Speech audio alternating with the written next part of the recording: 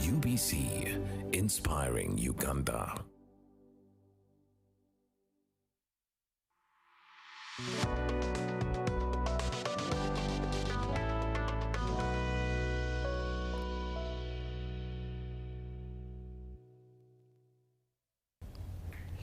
Good evening and welcome to Behind the Headlines. My name is Timothy Nyangweso. Tonight we want to wish all our Muslim brothers happy Ramadan and also the Christians that are going through Lent to have a prosperous Lent season in that. But tonight we focus on the workmanship. For any backbone of an economic country that is wishing to become prosperous, human capital is at the center of it all. If any country desires to have prosperity, it needs to look at its human capital and say what exactly it desires there. Tonight, we look at the health sector. We look at the doctors, the medical practitioners, and ask ourselves the question, is it a government policy that is failing them, working conditions, global pressures, or these together combined with technology seem to be giving us a shortfall in what should be happening? We focus on the health sector, especially looking at Makerere that is going through a graduation season. Over 1,000 doctors and 4,000 nurses annually come out of Makerere. But why do we still have shortfalls in the countrysides in having medical practitioners? Tonight, that's where our focus is, to be able to deliver services that Ugandans yearn for. Let me get to my panel this evening that is going to be answering these patent questions. Next to me, on my immediate left, is Patience Anyakuru, who is a governance professional and a youth leader. She's with us here. We have missed each other twice, but this is the first time we're having ourselves on the show. Good evening, and how are you? Good evening, thank you very much. And the name is Ayekoru. Ayekoru. Yes. My apologies. Yes, but it's a pleasure to be back here with this distinguished panel, and I hope to learn from them as well. Next to her is Dr. Frank Asimwe, the president of the Uganda Medical Association. He's with us here for his maiden appearance. Good evening, doctor, and it's good to have you. Thank you. It's my second time. Me hosting you. Yes, and it was a pleasure the first time. I don't What think were we talking about? What were we talking about? Something. That's a good way of looking at it. Yes. Next to doctor is Dr. Joel Okulu, who is an associate professor and the chairman of Uganda Medical and Dental Practitioners Council. He's with us this evening. Good evening, doctor, and it's good to have you. Thank you. Kopongo. Kope, Chiemobe. Atiye. Afoe. Next is Honorable Stephen Mukitale, a director at the National Planning Authority, but also an expert in logistics. Good evening, Honorable, and it's good to have you. Good evening, UBC viewers and listeners. Nice having such a nice panel, and congratulations to those who are this week of graduation in Makerere. Lastly but not least, Honorable Dr. Chris Baryomunsi, the Cabinet Minister in charge of ICT and National Guidance, representing also the people of Kinkizi East. Good evening, Doctor, and it's good to have you. In Kanungu District. As of UBC, I am happy to be here behind the headlines. Thank you very much. Thank you for the invitation. You can join us on YouTube. Drop your comment there. Let us know what you think. But also you can go to our X space there. We'll be streaming live. Let us know what you think. For text and WhatsApp, the number is 0709 60 25 92. Let's jump into our conversation here. Especially looking at the numbers we have, I'll start with Dr. Joel and Dr. Frank, being that they're at the center of it all, to be able to give us perspective. Dr. Frank, this conversation came in because studies have been done up country, both in different areas, both in the north, the east, and the west. And the numbers are alarming, especially patients' ratios to medical practitioners. What is the state, being that you head the Medical Association, what does it look like now? Currently, the ratio of patients to medical practitioners, in your view? Thank you very much. Yes, there is a bit of a concern there. I have recently been elected, and I took a tour of the whole country towards all regional referrals and some district referrals, and the staffing norms average between 23% to 27%. Wow. And that's quite alarming. That's cutting across all the cadres of the medical workers. That is a bit serious. Not only are these doctors going out of the country, but there are many who are in the country and actually are not employed. So back to the topic we're talking about, doctors, health workers going to work abroad should not be a problem in itself. The problem is when it's not being shared equitably, when they're taking the best of your best, when the ones who are living very disgruntled. It's up to about 30% of the doctors who leave the country after graduation. About 45% of medical students who have been sampled, they indicate that they actually are planning to leave. So when they're leaving, when they're disgruntled, either they are not being employed or appropriately employed, because those are two things. I may be here a surgeon, but I was a medical officer, and I'm being employed as a medical officer, being paid as a medical officer when I'm providing services as a surgeon. That is quite rampant in the country. So if only we're sharing them with the world out there, that would be fine. But when they're taking the best of our people, that is a problem. But how about the 70% who are remaining behind? Most of them are also unemployed, on the streets, inappropriately employed. So the problem goes beyond the brain flight out of the country, but even the ones remaining behind are also unemployed. But I've had some good news, and I'm glad Dr. Waliumos is here. And as I was going around the country, I was promising my people that we're going to talk to government to employ all doctors, employ them immediately after internship, and employ them after specialized training. Like now we've passed, Uganda now produces over 200 specialists per year across the 13 medical schools plus. Now, if government can deliberately employ these people after internship and then deploy them in their units from Health Center 3 to National Specialized Hospital, and then the ones who are coming out as specialists being employed, I'll just end with this. I just got a call this morning and yesterday. People who have upgraded, this person I'm talking about, and it's a lady. She was a midwife, and she went for clinical officer training, finished, went for Bachelor of Medicine and Bachelor of Surgery, finished. Where she is right now, she's being paid as a nurse, as a midwife. She finished internship, she's working as a medical officer, she's being paid as a nurse.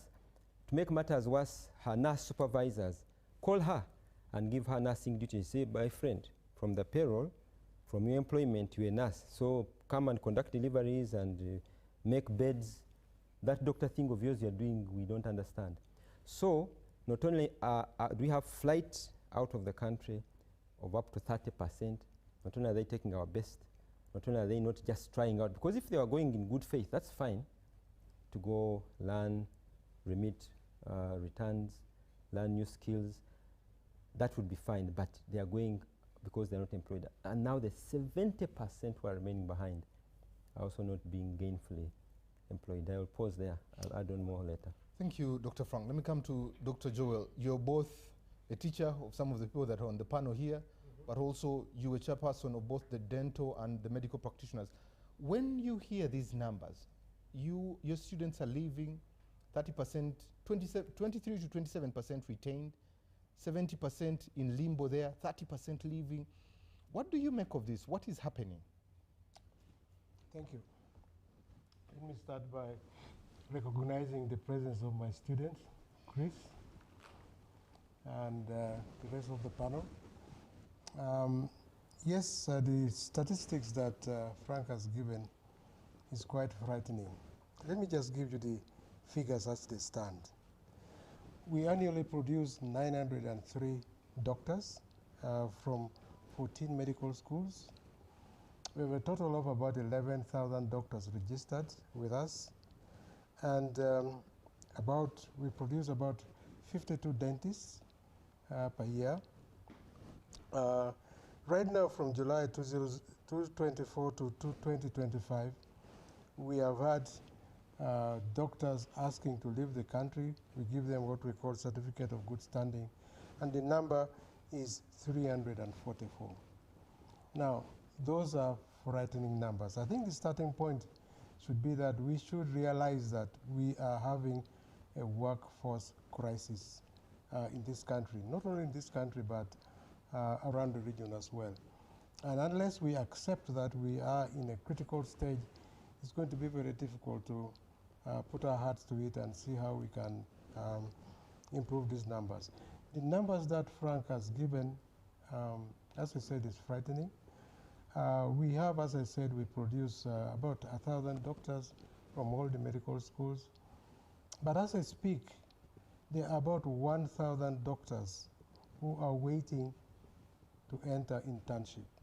And yet the internship centers are few. So you have got a big degree of dissatisfaction of the doctors. You spend 5 years of training at the medical school, and then you have to sit almost another 2 years before you enter into internship. And then when you get out, we register you, and then you have got to find employment. I think this can be very frustrating. But remembering that the amount of investment that the country makes, whether it's in public or in private sector, is quite huge. This morning I was at Mengo Hospital inspecting the medical school there, and I asked one of the students, what is the fee that you pay per semester? I think the figure that they gave us is 7 million per semester, and for foreign students I think it's higher. So the amount of investment that is made in training is huge, and the payroll in many of the institutions takes a very big chunk of the budget. So yes, we are scared about what is happening, and I think unless we put our heads together, I think the crisis is even going to get bigger. I hear people talking about mushrooming of medical schools. Yes, we have had a big increase in the numbers. In my time, which was in 1968 when I entered the medical school, we were 90 in our class, 30 coming from Uganda. But right now we have got 14 medical schools. Even then, the doctor-patient ratio is still way, way, way below what the World Health Organization recommends. We are at a ratio of 1 to about 20,000, and yet the WHO recommendations is 1 to 1,000. So we are really in a crisis state, and we must do something about it. And before I go to either the Honorable Minister or the Honorable Sylvie Mukitali, let me stay with Dr. Frank and Dr. Joel. You've given us the brain flight, you've given us the numbers there. What other things are attributed to these numbers being in a crisis right now? I'll start with you, Dr. Frank, then come back to Dr. Joel. The number crisis to me is starting in the midst of trend,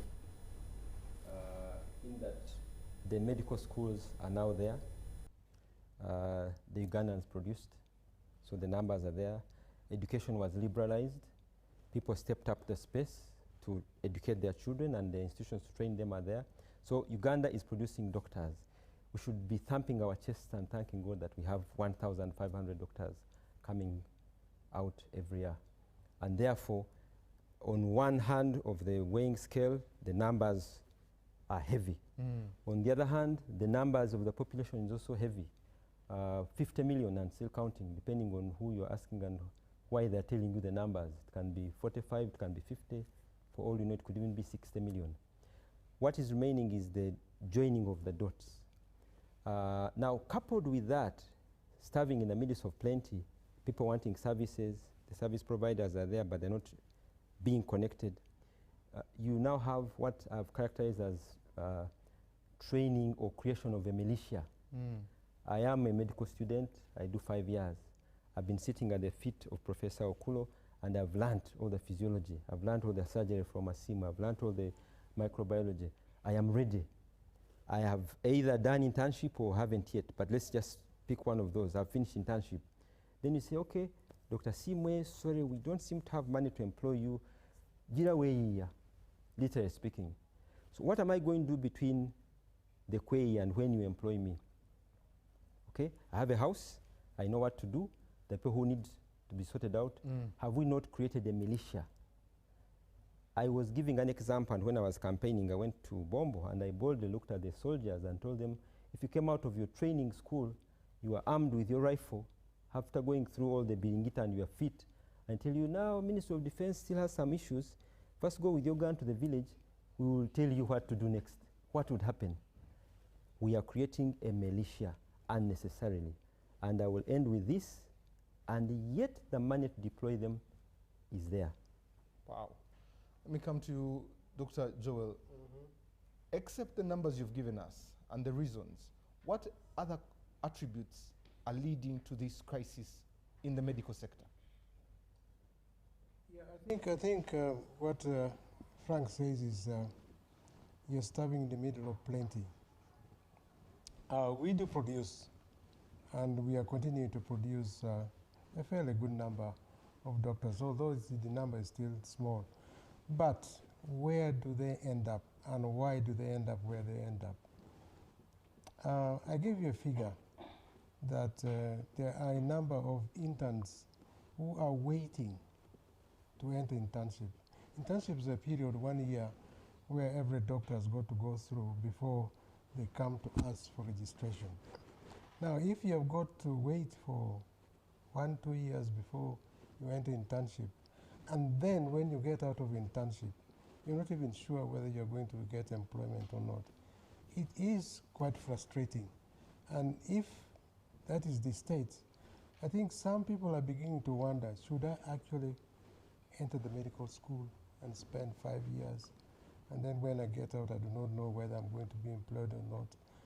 And that is one factor that I think leads to flight of doctors from this country.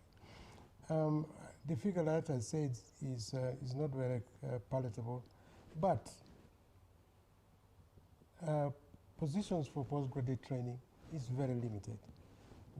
Yes, we are producing specialists. Like right now, we have got about, let me give you some figures, about 334 surgeons. Now, that number is small. It is small because we are not putting enough emphasis in training the specialists. And when I've got a career path to follow, and I see that there is a roadblock, that is going to be a very good reason for leaving this country to go and get postgraduate training somewhere else.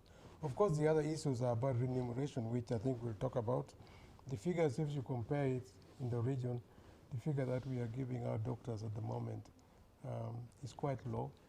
And that in itself is a big incentive for them trying to leave this country.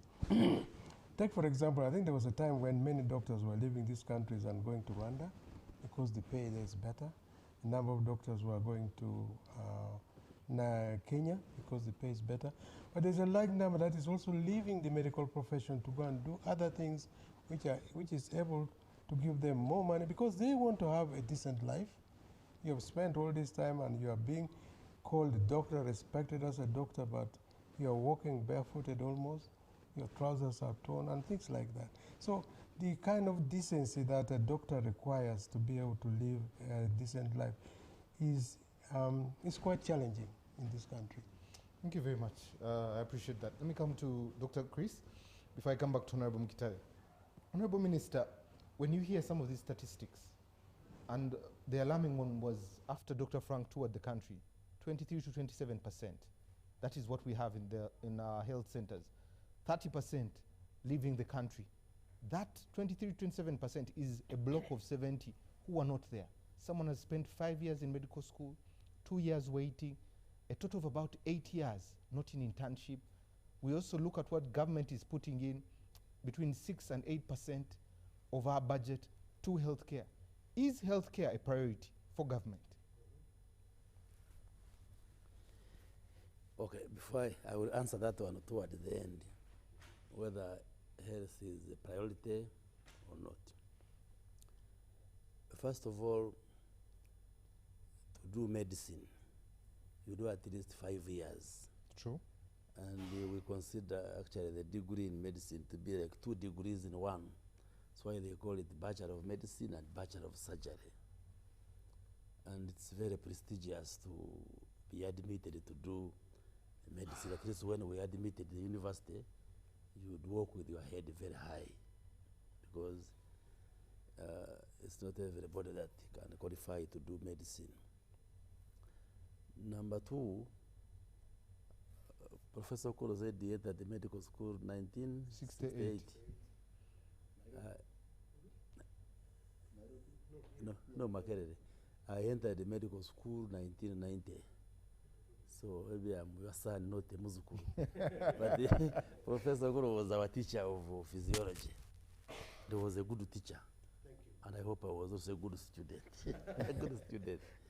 Now, that time also, we had Makerere University, and Barara had also started. So we had only 2 medical schools.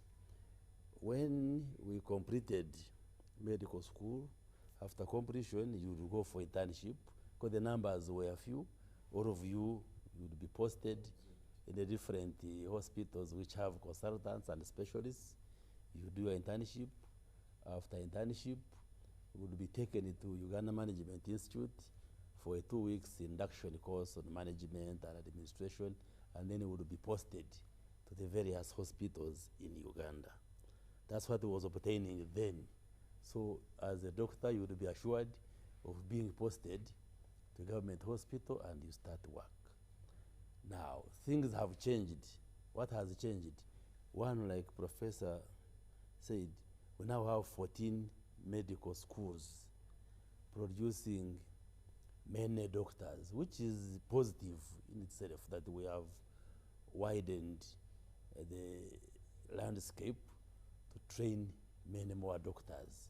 That is positive. And of course, those are medical schools for doctors, but also it goes for the other health workers, nurses, the paramedicals. We are producing many, which is something that we should be proud of. But the other thing which happened is that when we went into the policy of decentralization, we now left the recruitment of the health workers to the districts, the local governments. And now, that in itself has a challenge, that the districts, now when you qualify as a doctor, yes, you do internship. Now even the numbers are many, like you had, you are not absorbed immediately. All of you, some wait for a year, 2 years. But then even after internship, then you are there. You wait for an advert to come either from District X or from Ministry of Health, Health Service Commission, and these adverts may not be forthcoming. So this has resulted in a situation where you have many doctors, I hope I'm not very negative if I say roaming on the street, being on the street. They qualify, they have the skills, the competences, but they are not being absorbed. Of course, a number of them go to do moonlighting, working in the clinics, working for senior doctors who have put up clinics, but the situation is not very good. And it's very discouraging. When you speak even to doctors, they will say, can I encourage my son or my daughter to go and do medicine? That's the challenge that we have. Now, but there are steps the government has taken. One, as you know, recently we took a decision to enhance the pay of scientists who work with the government, including health workers. Yes, the pay may not be adequate, but at least there has been some enhancement for the health workers, including doctors, and we hope to continue enhancing so that the health workers and other scientists can be comfortable. Of course, that has raised the issues with those who didn't do sciences, but we have always clarified that the intention of government is to enhance the pay for all the public servants, but we began with the scientists. And I think you saw that something, for instance, has been put in the budget for the arts teachers. So those who did humanities will also have their salaries enhanced. I think working outside Uganda, what we are calling brain drain, in itself is not a problem if you get decent work which pays better outside. Even now in the Ministry of ICT, we are working on what we call business process outsourcing, where you will support Ugandans to work outside, and they don't have to necessarily physically relocate, but they can work from here and do work outside. We recently visited some countries in Asia where it has worked. One of them is Philippines, where it has worked very well, especially for nurses. nurses who work in the US, but they are resident in the Philippines, but they are employed in the US to run a number of services, especially to do with records management and so forth and so forth. So working outside in itself is not a problem, but probably what we should look at is that the doctors and health workers going away should not undermine our ability to provide services in Uganda. And indeed, we have a growing population which needs health care and health services, and therefore everything should be done to attract our health workers to be retained in Uganda. And we have discussed this in cabinet, and we have taken a decision that we should recruit our doctors and deploy them as down as a health center 3, which is a health facility at the sub-county level, because currently doctors are employed down at health center 4. Health center 4 is below the district hospital, the county health center, but we want now to deploy them at health center 3, and we hope that will absorb very many doctors who are unemployed. The Ministry of Health is working with the finance to look at the budgetary implications, but broadly we took that decision as a government. So answering your question, is health a priority to the NRM government? The answer is yes. Yes. The Abuja Declaration of 2001 states that the countries agreed to allocate up to 15% of their domestic budgets to health care, but I think in Africa there are less than 6 countries which have reached that. We have not attained that one because of our budgetary constraints, but the government is committed to ensuring that health remains a priority. But definitely there is this challenge, and we have to address it. When I used to work with the United Nations Population Fund, we used to work with the Population Secretariat, now Population Council as we call it, and now I think we have merged it with the National Planning Authority. We used to do statistical modeling to say at the rate at which the population is growing, how many doctors do we need in 10, 20, 30 years?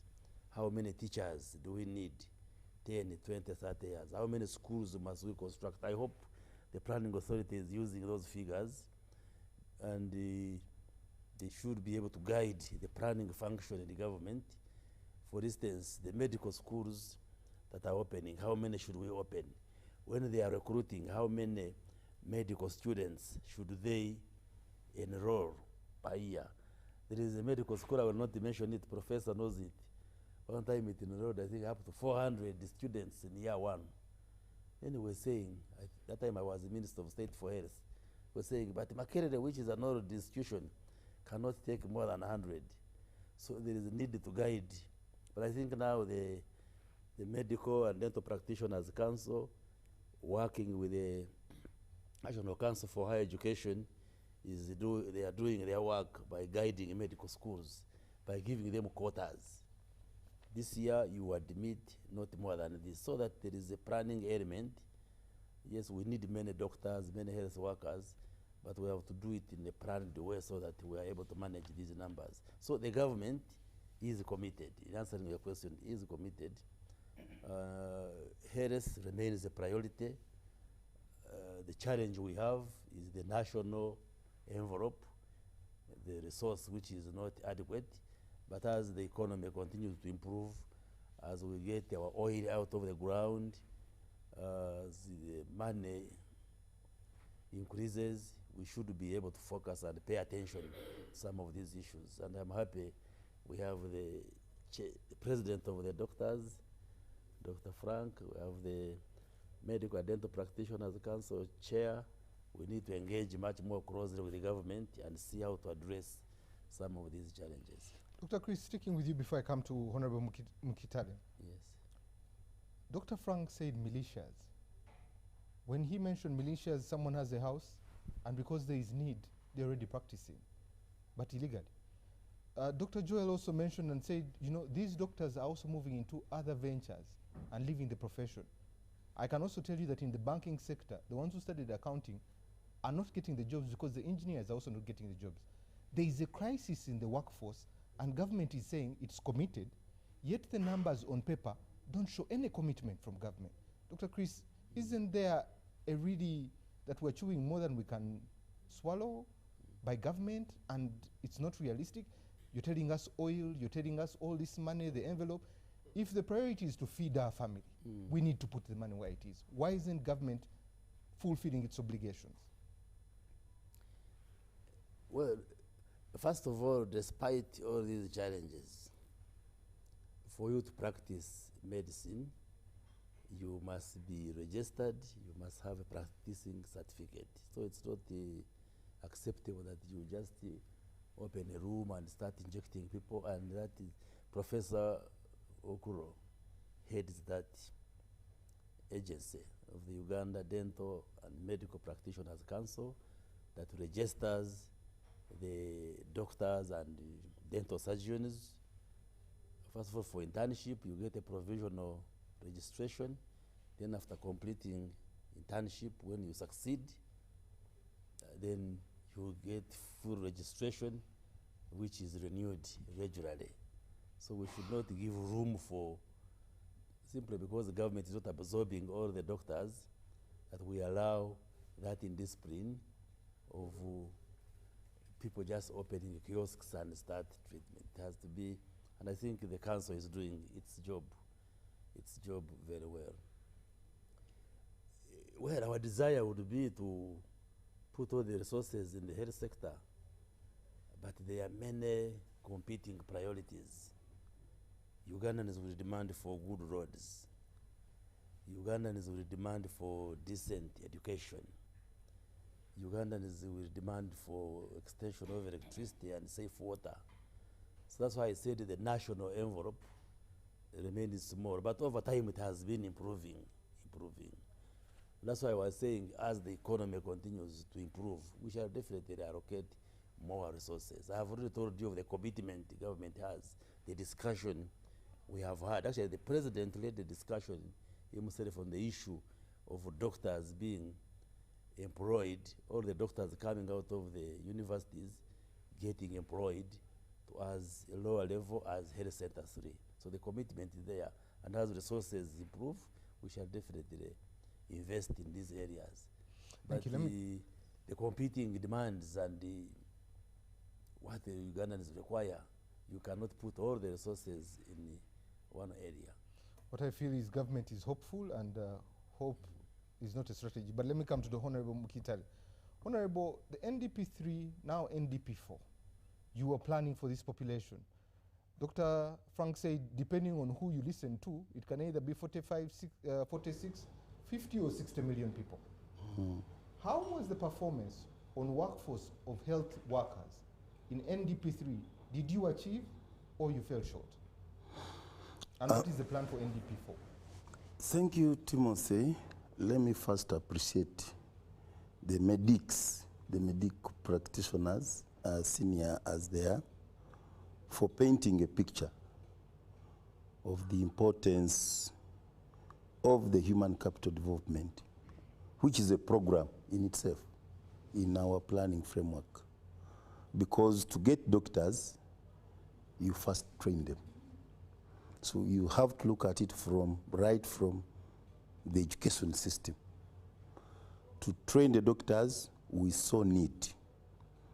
You need to talk about recruitment. You need to talk about retention.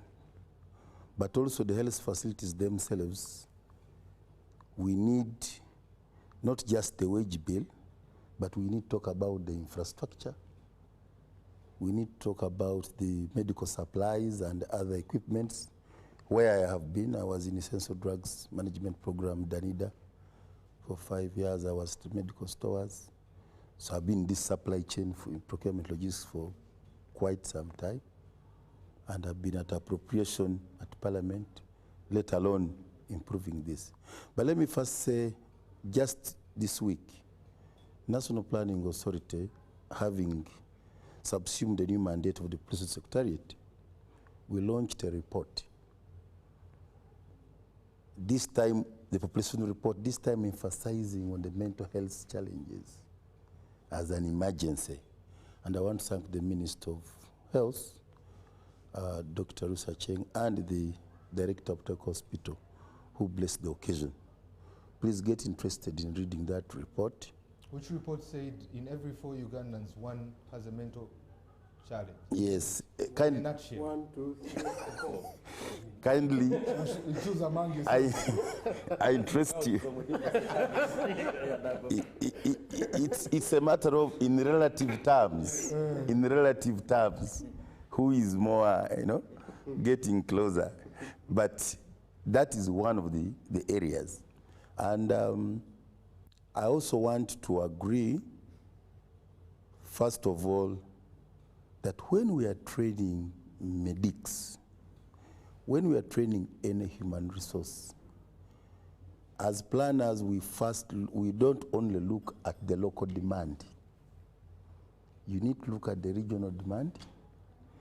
You have to be aware of the global village. You also, our targets are not just Ugandan targets. We have SDG targets. You've just heard of the Abuja Declaration. We have Vision 2040. We have the East African target of 2050. Honorable Mkitare, yes. I like that you're telling us the global targets, African I'm targets. coming. I want to come. Just a second. Yes. How do I leave my family hungry and go and attend to my neighbors? Can we first deal with ours in-house? Let me come to that. You see, why am I bringing this? First of all, when we are talking about the medics, let us not stop at the government facilities. There is also a lot of private sector. There is also a lot of other civil society interventions. Health is made at community level, but only repaired at medical facilities. So if you're going to talk about primary health care, proactive, preventive, the interventions start from sanitation, hygiene, nutrition, and safe drinking water. If you talk about non-communicable diseases, you cannot wait. It has to be a proactive, preventive approach. So I would want to say it's a much broader thing, and that's why if you put in the numbers of how many people are going to private sector, there are much more doctors out there who are in that look. And I have listened, when I was at Parliament, we used to receive the predecessors of the president. Actually, for them, they would challenge us and say, whereas you are saying we are absent at work, we are treating citizens somewhere else. President Nelson, that's one of the arguments I hear from your people. Because we are being accused of only looking at appointment and the financial remuneration. We are not looking at when this person has become a doctor, what retooling, reorientation, postgraduate studies does he get? And the minister has touched it, but left it there. I don't myself, not just as NPA, myself right from Pala, I have never agreed to a doctor being recruited by District Service Commission in Uvulisa and retires in Uvulisa at 60. That is dangerous. I even made a proposal. Honourable Minister will agree with me when I was making my proposal for the regional government. At least we have a regional service commission. If you are in Acholi, you should be posted one time in Pader, another time you are in Kitgum, another time you are in Acholi, you are in Moya and Amur. But to remain a village doctor without training, what motivation, what training, what career development are you giving this kind of? So there are also issues. So let's not just discuss salary. Because when you are discussing, a doctor has a child going to school. A doctor also needs treatment. A doctor also needs transport. He also needs electricity, needs water. Because before, a doctor had housing with everything. So let us put this picture in totality. And that's why, as you are telling me not to run out from home, if somebody out there is going to provide these facilities, we need to look at, we need to be realistic. The push-pull factors. As National Planning Authority, both NDP and that's why I want to come to that. So as National Planning Authority, we are alive to these realities.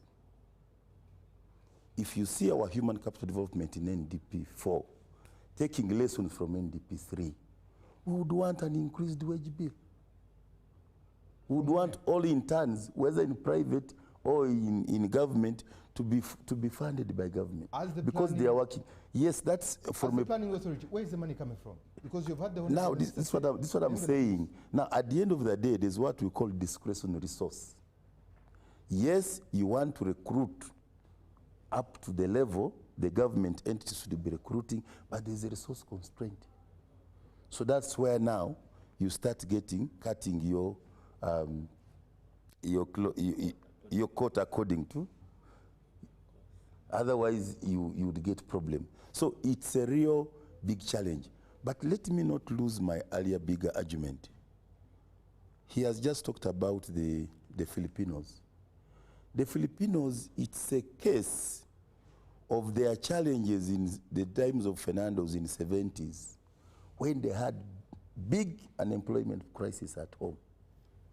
And that's how the externalization of labor became something important. We have talked of the remittances in Ethiopia. We are talking of remittances in Rwanda.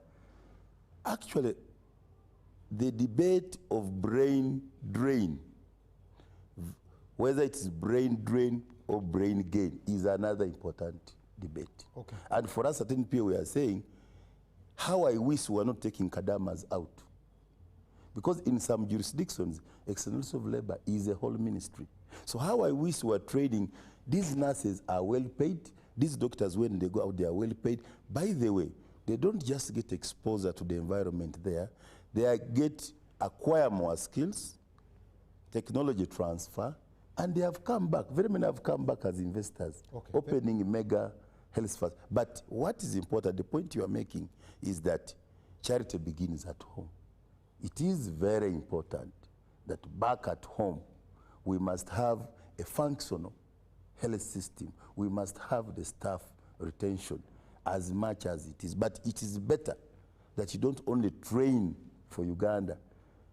Remember, we are going to East African community. What does it mean? Free flow of labor. Thank you, Honorable. So you may also be working against that policy. Patience, the numbers that were given, especially by the medical professionals here, both Dr. Frank and Dr. Joel, 30%, Dr. Frank goes around the country and finds that's what's there.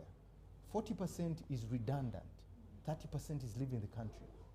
If you're to look at Uganda in the next 5-10 years, who will be treating Uganda if this continues as a cycle?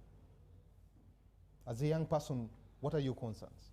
Yeah, thank you so much, Timothy. It's very difficult to speak after seniors, but I totally agree with them on the current situation analysis of brain drain. It's actually a crisis, and not only in the health sector, but in so many other sectors.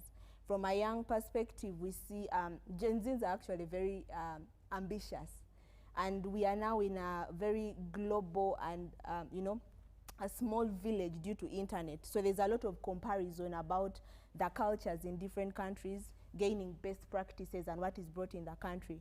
For me, the issue of brain drain, I look at it as a push and pull factor. From what has already been mentioned, we've already looked at the push factors. What are the things inside Uganda that are causing the brain drain? And I think they've already clearly mentioned about the salary gaps that are there. And currently working with the Equal Opportunities Commission. Recently there was a report that was passed out by the Commission on the salary gaps in different sectors beyond just the health sector. And the Equal Opportunities Commission is actually a retention enforcer, because it's pushing for things like a minimum wage pay in the country, not only in the health sector, but also in other sectors. And beyond that, they also push for the slogan of equal pay for equal work. So many times, I'm sure these medical doctors are not enticed enough by the salary. We have heard that they are graduating every year. We have the doctors, but then they're looking at the comparison in other countries. I'll tell you that in the US, they have a minimum pay of at least $7 per hour. In Kenya, they have a minimum wage. It might not be strictly tied to the health sector, but at least for other sectors. And that makes people to work more harder, and that speaks to what we call labor productivity as opposed to just labor production. Because what we are facing in Uganda is labor production. We are continuously graduating people out there, but then how productive are they? And I agree with the Honorable Minister reference to the Abuja Declaration, which is a very good thing, because as an Africa, we have a consensus that we want to reach the 15%, you know, margin of the budget towards priorities in health sector. In Uganda, health and education are put under human capital. And human capital is, I think, at 17% of the national budget for reasons best known to the experts in this country. While our debt burden is also about 37%. Countries like Japan, China, and US still, their national growth strategy is prioritizing debt repayment, because I think they have debts as well, but highly on human capital growth. Because when we capitalize on our human capital budget as a nation, then the workers are going to be very productive, they will earn higher salaries, taxation will increase, and in turn, our GDP will also grow. So the social life of these doctors or different workers in the country is very important.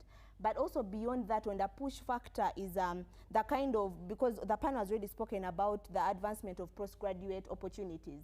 Many young people want to see scholarships provided for them to advance their academics, because when they go out there, most times I see in the news, a Ugandan doctor has done this and that, a Ugandan doctor has been awarded.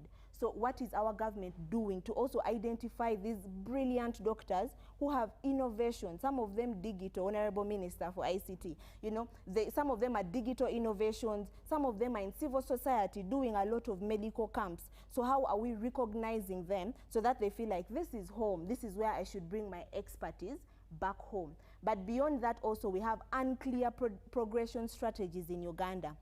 You're working, the Honorable has mentioned about how someone works for 60 years in the village.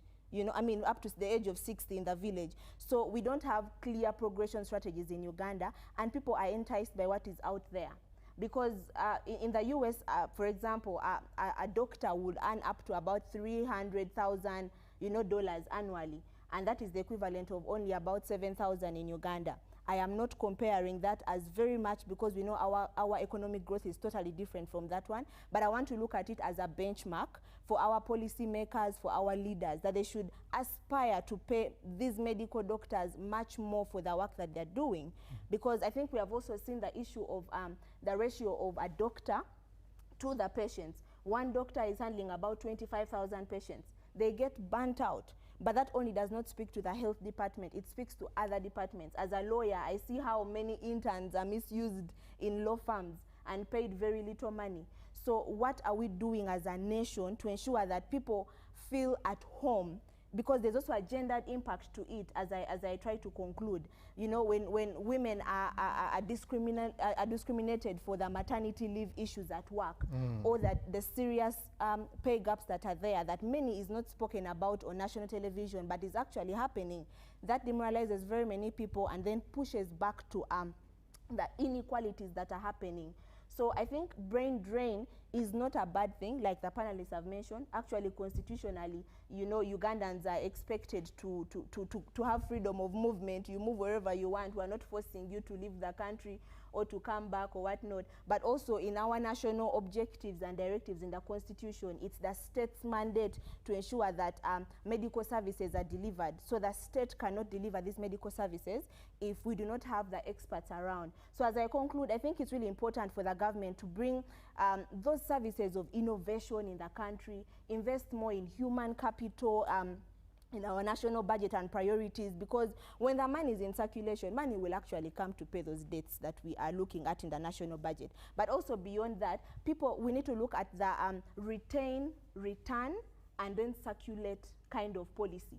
What do I mean? As we are investing in retaining our health professionals and other workers around the country, the young people, you know, telling them this is where growth is. We have all these innovations, you have this minimum wage payment, and you're working, you have all these opportunities for scholarships. we are going to retain them, but also those who are outside will keep returning to Uganda so that they circulate the knowledge that they have gotten. And they can actually go back and still work, but keep returning and have that kind of bilateral agreement between the countries. So there's so much that needs to be done, and I think it's a very big challenge, not just in the health sector, but a lot needs to be done, starting with human capital investment so that we improve labor productivity, because that in itself will increase so much of the productivity in this country across different sectors, but also the people will not, fall sick for a very long time because they are waiting for one doctor. 25,000 people, if we're looking at the ratio gap, many people will be treated faster, they will go back to work and continue to become productive. And then in the end, we are getting the actual growth that the country needs. Thank you. Let me read some feedback before we take a break. Good evening, Timothy. Thank you for the show. Thank you for bringing senior medical practitioners in the studio there. I am a doctor, but please don't mention my name. I work in a facility. I am the doctor in the facility. I work all day and all night. I also drive the ambulance at times, but also perform surgeries. What is the plan of government? Thank you very much. Very concerning there. Good evening, Timothy. My name is Khalid from Entebbe, and I would like to know from the government, if they can prioritize paying debt, not even just debt, the interest, why don't they prioritize making sure we are well? Okay. Finally, good evening, Timothy. My name is Asimwe, and I would like to know from the government, if they are prioritizing us, then why isn't the money speaking to the areas that concern us? That's why you see we are having many militia doctors in different areas. This is also going to breed many other militias in the different sectors there.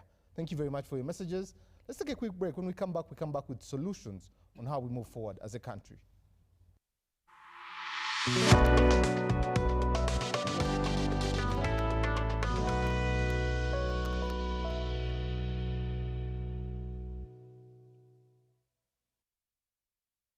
So, Muchara. Yes, Daddy. You know the children are going back to school and things are a bit tight. Huh? For now, why don't you take half of the fees to junior school, and for the school van contribution, we shall pay later. Huh? Daddy, why don't we pay using MTN Momo, where we stand a chance of winning school fees for a whole year and more? By the way, you can also apply for a school fees loan, and also participating schools can win a school van. That's right! Win school fees for a whole year and more. Get Momo goodies and a school van for participating schools. You can also apply for a school fees loan. Simply dial *165 *80# or use the Momo app.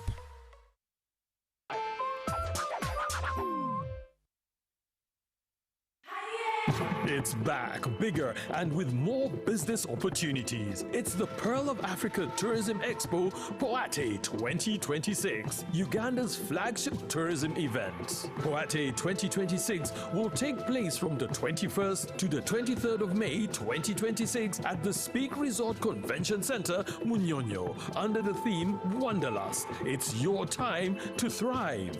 Yes, it's your time to tap into Uganda's renewed optimism and tourism growth. Tourism stakeholders, travel trade partners, and tourism enthusiasts will be part of the Poate 2026. Come and network with like-minded people and unlock new business opportunities. To participate, register at www.poate.co.ug.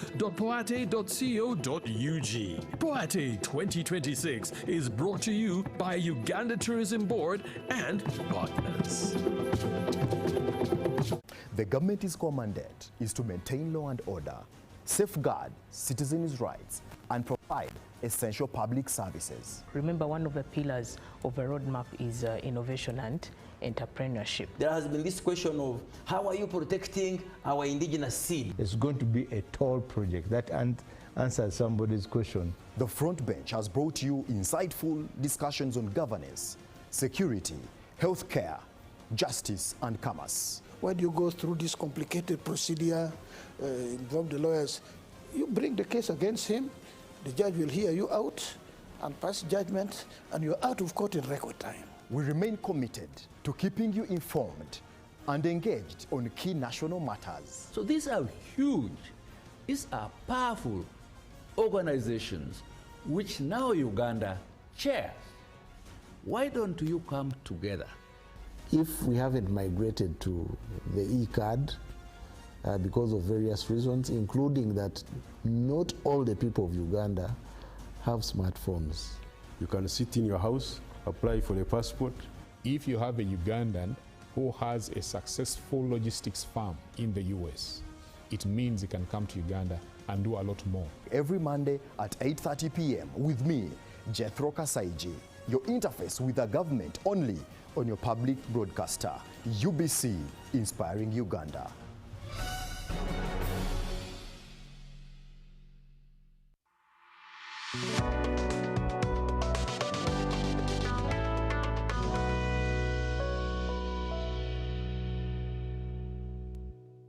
Welcome back from that quick commercial break here on Behind the Headlines. My name is Timothy Nyangwe. So we're looking at the health sector, especially our doctors and nurses, the numbers that come out of medical school, of the 14 medical schools, but also vis-a-vis what we need as Ugandans to move forward. The medical doctors that are trained here, the numbers are alarming, especially when you look at the ones that are supposed to be going for internship that are rolled over every year. That is a scary number. And Dr. Frank has put it out there. Said some that are out there doing militia work, but also Dr. Joel has put it out there and said some are going into other business ventures to ensure they have a livelihood. But what is planning in this country doing? What is government doing, prioritizing its people and seeing that they're healthy? Let's jump into our conversation here. And I'd like to start with Dr. Frank. Dr. Frank, when you look at everything we have put as a challenge, and we put the new pressures of global pressures, we put pressures of technology, we put pressures of working conditions there. How do we fix this mismatch? Is it fixable? And who plays what role in fixing it? Absolutely fixable. And I have no doubt that my senior, whom now I've discovered is only 1 year my senior, but by all means doesn't look 1 year my senior in very many aspects. I joined medical school in 1991, sir, 1 year after you. I have no doubt that there is a will to fix this problem. But I think they are playing us lip service. A quick example comes to me when the Titanic was going down. The band played on, played on and played on until the water swallowed everyone, plus the band members.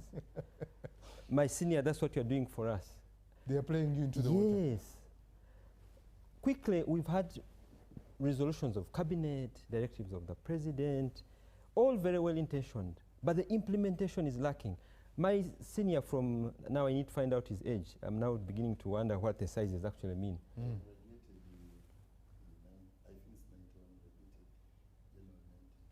Yeah, sorry. It's okay, you are still my senior by all means. What is in the planning, the national planning sector? What are the commitments? What are the timelines? Let's go to the Abuja Declaration. It is common knowledge. Do we have a plan that now we're at 5%? Next year we're going to go to 6%. Yeah. The following year we'll go to 7%. We are on the road. Or is it just helter-skelter? Okay? We're talking about the doctor-patient ratio. We are 25 per doctor, 25,000. Is there a plan that now we're going to reduce it to 18, now we're going to reduce 15? In the next Chisanja, when we're looking for votes, let us have just at least bring it down to 15,000, or is it just anyhow? The numbers they're talking about, the numbers that are being talked about of the medical schools, the doctors coming out, that's a huge opportunity. It's not alarming, it's not scaring, it is exciting. As a father of not very few children, when I hear numbers, I jump and I get excited. We must now jump in glee and say, yes, here we are. I'll give you a quick example. When we are chasing after coin, recruitments every year, every quarter, to get enough soldiers to go and fight that battle. Why is it that when the people who are falling sick, the 50 million who are definitely falling sick, and according to my boss's words, who need preventive medicine, others are health workers, the number is increasing. But when the number of people to solve that problem increases, all of a sudden we see that as a problem. Where is the planning to absorb? Where are we sitting back and saying, oh, there is this university which shocked us one time and admitted. Why don't you say, wow, this man admitted 400 students. We are following them for the next 5 years. In 5 years, we're going to have this number of doctors coming out, and we talk about it with excitement. Where is the planning? Where is the roadmap Finally, my boss, Dr. Bariumunsi, where is the plan, where is the roadmap for us to have all doctors absorbed in health center 3s? We've had it. My predecessor, 3-4 presidents removed, knelt on the tarmac of Kololo, and we threw him out. His big thing for kneeling was to get doctors admitted at Health Center 3. It was raised then, it had been raised before. I was in State House in 2017. I was leading, participating in a strike. Please, I apologize to His Excellency. And those are some of the things we put in as demands. So these have been listened to, have been agreed with, and they have been talked about, but the implementation or the implementation plan, we don't see it. We have nowhere to hold government accountable, to say that you promised that in the regional referrals, now we are at 23, by next year we'll be at 25, by the subsequent year, we are hoping that by the next 5 years, we'll be at 30%. I don't see the plan. And therefore, I conclude that we're being played lip service. Yes, I have no doubt that we're on the priority list. Let me end by saying that where we have seen prioritization happening, it has happened. Oil, the oil roads. The people from Hoima, please forgive me. That magnificent stadium, that is prioritization. That is taking things seriously. The roads, I have driven the whole country. I drove to Moroto from here, no pothole. I drove to Gulu, just one pothole. I drove to Lira, no pothole. Yes, one pothole. I've driven to Kisoro, no pothole. That is prioritization, my friend. What I see in health sector. No, they were not there. I have driven on potholes. I'm a Kampala resident. I know what a pothole looks like. I know the difference between a pothole and a road bump. So I see no commitment. I don't doubt the prioritization, the talk. I don't doubt it. But the putting the money to where the talk has been, I don't see it. And unless and until that happens, we're going to dance, play the violin. The water has reached the knees, the water is in the waist, the water, and we'll all be swallowed together. Unfortunately, a minister of health died in his home district because he did not prioritize health center 3, Butebo. He died, he couldn't be resuscitated. God rest his soul in peace. Because he did not prioritize that place. I don't see prioritization. And unless that happens, we have seen the army has been prioritized. It is modern, nice, shiny. Have you seen soldiers? My friend, balaclava, goggles, helmets, guns I only see in movies. That is prioritization. Health sector, I don't know, but we're on the priority list. I'm meant to believe, and I have no reason to doubt. Depends on where, which number of the priority. But let me ask Dr. Frank, you are the president of the Uganda Medical Association. What are you doing? All we have to do is talk. That's all we can do. What more can you do? Talk and talk more and talk some more. Come and get invited to talk show like this, look in the camera and say, I don't see prioritization at all. Wow. Let me come to Dr. Joel. Yes. When you hear, especially something that you mentioned where you said, you know, the doctors are moving on to other things. This is creating new problems. Doctors veering off from a vocational service here into other areas there, but also people going to the counter now self-medicating. It's also bringing in people trying, Ugandans are very resilient, that they try out everything to make their lives worthwhile. What more can we do? What more can you do? Both as a professor, but also the one leading as the chairman of the Dentists and Medical Practitioners Council. Thank you. My role and our role as the Medical Council is to produce. And I think we are doing a good job of that. We are producing not only numbers, but quality. And what we do, we set standards for training, and we monitor to see that those standards are followed. Just this week, we have been visiting a number of medical schools here in Kampala, some in Masaka, and others in the region. one thing that is clear is that there is shortage of funding in all the medical schools, whether private or public. In fact, it's worse in the public universities. That tells a lot about what is talking about commitment. You know, sometimes the medical field or the medical sector is regarded as a consumptive sector. It is not. It's productive. Now, if you do not have healthy workers, what productivity are you talking about? So we are putting a lot of effort and making appeal to government and other private sector to put in more resources in training. We are talking about, as I said, mushrooming medical schools. Yes, they are mushrooming, but I think we should be able to realize that even that is not enough. I've just been talking to my colleague next to me here, where he's saying, oh, we don't only train for here, we also train for other countries. I am one of those who is opposed to the idea that we are training for export. We cannot start talking about export when our hospitals, our health centers are not well provided with doctors and nurses that we require. Yes, countries like Philippines, like Egypt and so on, train for export, but Uganda has not yet reached that level where we can say we are training and exporting. Yes, I was telling him, we export them, or they get out to go and work, earn money, and send money back. We did not train them so that they can produce money. We train them so that they can produce health in the community. So I think our priorities, I think we have got to sort that out and make sure that what we are doing.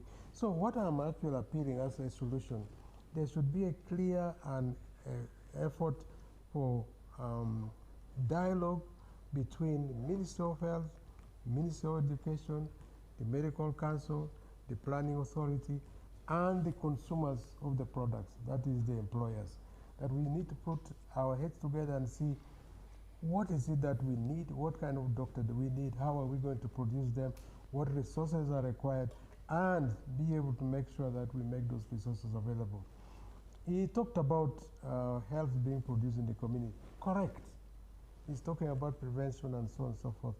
What are we doing to improve water resources? What are we doing to prevent malnutrition? What are we doing in that area to promote health in the community? You know, there was a year, I keep saying this many times, we went to Cuba to recruit doctors because we felt that we didn't have enough. Now, when we reached there, yesterday they offered us doctors. But then we said, I think we want this other type of quality. Which quality?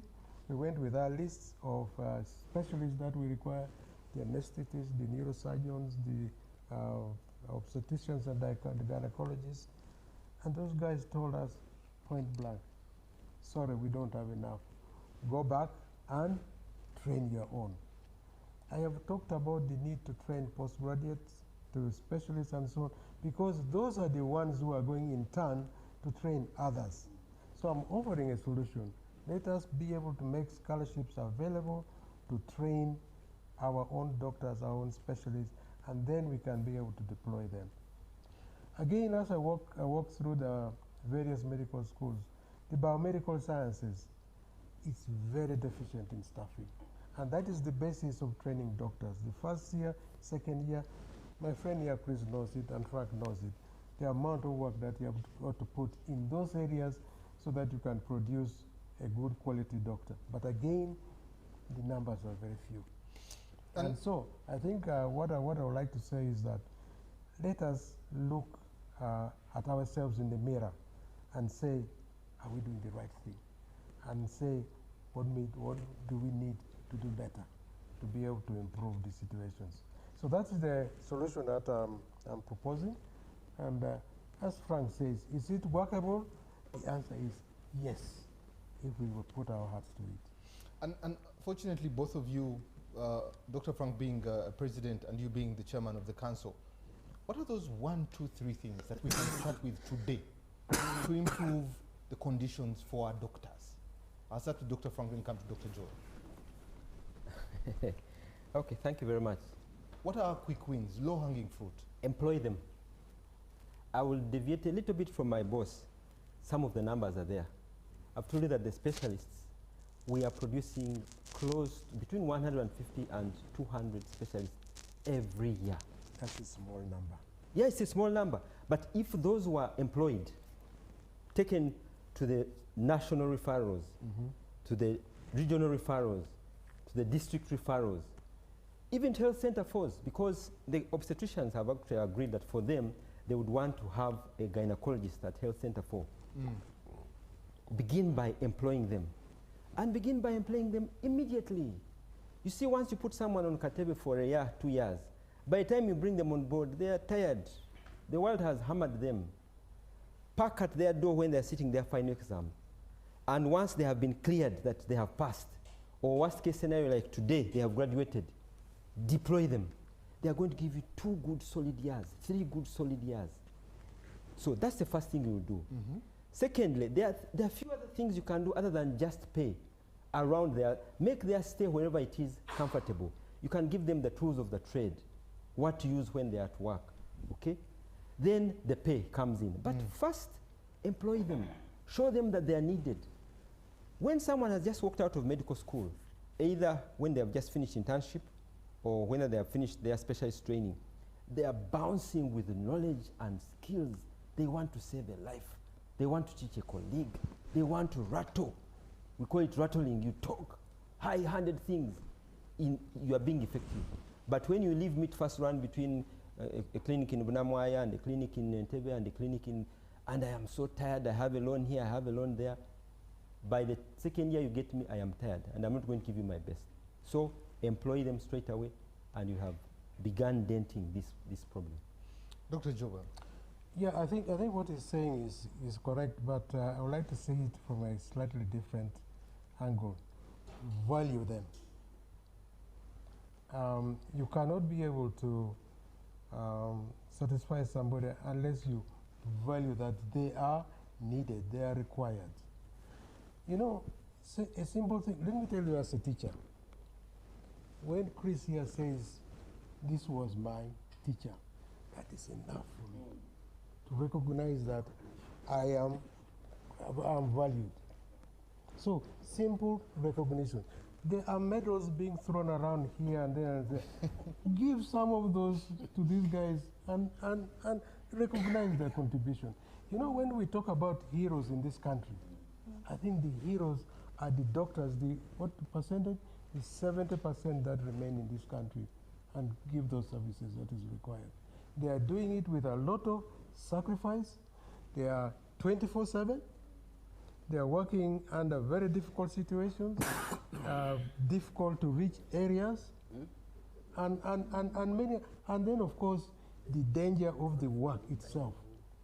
What we call what? Occupational hazard. Professional hazards.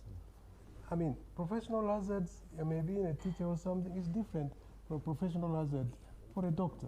So these are a group of people who have made major sacrifices to prop up health in this country and to be able to give us the human capital that we need for production in this country. So I think the point that I'm making is value them and show that you value them, not by word of mouth, but what you can do for them. Simple things like housing, transport, and so on and so forth. What is that difficult? Let me tell you, at one time, the consultant, the senior consultant, was equal to a judge. Now, you try to compare now a judge with a senior consultant. Terrible difference, terrible difference. And I think those are some of the injustices or lack of recognition that we have, which has got to be sorted out. And that can be done quite quickly. Thank you. Honorable Mukitale, let me come to you. Who are you planning for? Because the concerned parties that lead the entity seem to have no idea of what you're doing. Who are you planning for? What are you planning? We are planning for everybody in the country, and more so aware that we have a very young population. We have a population which is also still very fertile. And we are intentional to have a demographic dividend, and the one magic bullet is human capital development. I was expecting to hear from the president and the chairman on the question I raised: how do we coexist the private sector? Because it's the same doctors working for government who are working for private sector. We become dodgy when it comes to that topic. I think we can have a honest conversation. We can have a honest conversation that how do we make sure that somebody who is employed, if we are going to have a functionality, for example, of a referral system, and you're expecting Mbale or every regional referral hospital, Gulu, is having the staff, but they are the very poor running the private medical centers 24/7. I think we are lying to ourselves. But do you know where they are running that? I already say, I'm the one who articulated the non-salary incentives and motivation, because when we grew up, a doctor who is going to pursue a master's and has a residence can even work without salary increment for 15 years, because he knows his family has accommodation and he's doing his postgrad. That was my premier submission. But I'm saying, can we face I have so many friends who are in this private practice.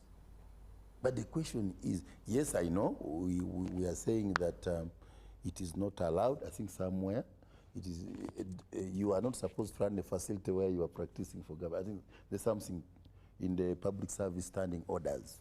But the practicability is not true.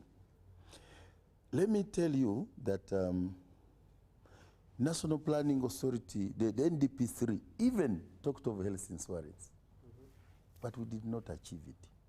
And we are in NDP for even looking at what other countries in Africa are struggling with. How far has Rwanda gone? How far did Uganda go? How far is Kenya going? We are looking at the reality, because there are also challenges where it's concerned. I used to be a regular visitor of Honorable Mario Munsa and Honorable Erioda when they were chairing the Health Committee. The pressure for Health Center 3 to be equipped, even with the funding was in Ace Parliament. We had expected that it would be possible to staff, equip, and provide drugs at Health Center 3, but we found it at that time not possible. More so, we had just come from the war. If you hear but we then said we go from to Dr. Frank and Yes. Dr. Joel about the workforce in the health sector and the numbers, and you've just rolled out an NDP4 without explaining anything in NDP3 to solve this problem. No. If Dr. Frank says in 3 years we're going to have 3,000 doctors that are floating there, who are you planning for? I thought you missed my submission. I did mention that in NDP4, we are talking of training, recruitment by, first of all, increasing wage bill, because you can't recruit if you don't have a wage bill. But I was actually going, when you intervened, I was trying to talk about it's also wrong for us to only talk about the doctors. Health facilities are not run by doctors alone. And I'm so happy when they speak for interns, because in most of these facilities, they look at interns as doctors. But please, these midwives, these other nurses, they are equally very important. So I would like to request that let's not limit, for us in NDP4 and in the human capital development, we don't look at only the doctors, because we know for a functionality of a health system and a delivery mechanism, you need many more other staff. I think in some countries, one doctor should be served by 5, 6. In some countries, that's what. So to speak only about doctors, and we are silent about nurses, we are silent about the midwives, we are silent about this other we actually have problem. These service commissions, some of them like Ulisa, could not get, what are these people? The ones who, there's this, when you're still a Minister of Health, there this job where sometimes some of these cannot attract some of these human resources. And that's why we are saying some of these recruitments should be done at the regional level and then see how to send some of these people. Because they will not go to some hard-to-reach areas. That's also part of the problem. If you're going to send a doctor to a very hard-to-reach area, even if you give him a wage bill, he's going to do everything possible, either to relocate or even to move out of the country. Honorable Mkitale, if I asked for the National Planning Authority to give a solution to this challenge, not just for the medical professionals, but cutting across, what 3 things are in that plan to solve this? The benefit we have is a young force that is available, about 25 million. I did mention that. And 5.2 million not anywhere. Yes. Help us understand. I said in human capital development, the first thing is training and training and training. That is because most of these people are young, and they are even school-going age. Even in terms of prevention, which I talked about, the primary health care, when they get this knowledge while at school, they can prevent, they can avoid, they can know about nutrition, they can know about hygiene, they can know about sanitation, they can know about safe water. Kitale would like practical solutions. What you're giving us is a lot of English with no solutions. No, not English. Uganda is having the youngest population in the world, if you want to know. If Dr. Frank can tell you one doctor for 25,000 people, that means 25,000 people have to wait for one doctor. If Rwanda has 25 minutes to a health center, how far is it to get to a health center here in Uganda? Those are the practical problems. There are structural problems, there are financial problems, but the planning authority is not nailing these and putting a lot of words to simplify one simple problem. We have mentioned even the numbers. I did mention that we have a situation analysis, first of all. We have looked at the interventions in the last NDPs, including the NDPs 3, which had challenges, including the COVID. Let's start with the basic one. Yes. For the last 5 financial cycles, Uganda has oscillated between 6 and 8%. What has the National Planning Authority said about that? I may not give the exact figure, but I would make reference to the Ministry of Health strategic plan, including the they also have the human resource plan. It's a rich document. What we need is the funding. Which feeds from your document, right? Yes, the fund, you see, when we plan, we propose. But you have to be realistic in terms of what we call discretion. All these other interventions we are talking about also take money. They also take money. So we are spending from the very, somebody said we are even debt servicing. It was from that, how do we find money for debt servicing? Debt servicing is an obligation which is an international commitment. We call it he has been a member of the budget Dr. committee. Frank said it's the first call on the budget. Health is an obligation. Okay. It is. Honorable Mkitale, I agree. Dr. Frank. Can I ask a direct question? Yes. We've got 1,400 doctors who are currently doing internship. One following on Dr. Chris's proclamation recently. What is the plan of employing them? 1. 2, there are another about 1,500 finishing medical school and going to be ready for internship come August. Do you have the money to deploy them? Having the money. Or do you have the plan to deploy them? Yes, the plan is there, but there is a question you have dodged, and I've raised it before. Is absenteeism an issue to discuss on duty? Because what are these doctors who are recruited? Are they full-time as per their contract on duty? That's a very big debate you don't want to debate. Was that the topic of our discussion? No. Because we can make that the topic now, and we discuss it. If you dodge that, absenteeism, we'll come to that. But now we're talking about what God has given us. It is manpower. Yes. It is not, the channel is full. The vent to take them through is the problem. For the plan, we are saying, I wish we can absorb all of them yesterday, but it requires a wage bill. So what's the plan for the wage bill? The plan for the wage bill is we are saying we want to grow the economy double digit. We want to increase. How? By The money, of course, is made for, we have ATMs. We are talking of agro-industrialization. We are talking about tourism. We are talking about excuse me. Science and technology. Have you submitted a proposal to Ministry of Finance that next year we are planning to deploy so many doctors? This is the money we need. Now, you are taking it beyond NPA mandate. Okay. There is, and finance. And I think he made a good submission between the Ministry of Health, between the Ministry of Finance, Education, and NPA. We need to have a conversation. Because when we make a plan, we go further to make the PIAPs. It is within the PIAPs that we look at the programs. And the program, we are calling it Human Capital Development. Okay, thank you, Honorable Mkitari. Let me come to the Honorable Minister. Honorable Minister, let me use these analogies here. Structurally wide, financially thin. Expanding but understaffed. Improving outcomes but struggling to sustain them. Is that a true reflection of our health system? No, first of all, it is erroneous to say that the government has not prioritized the health sector. It has. And even when you look at the budgeting has been increasing over the years. If you check the figures, say you compare 2024-25, that financial year, and the current financial year, the budget for the health sector almost doubled from 2.95 billion, not trillions, to now 5.87 trillion, especially to accommodate the enhancement of pay and so forth.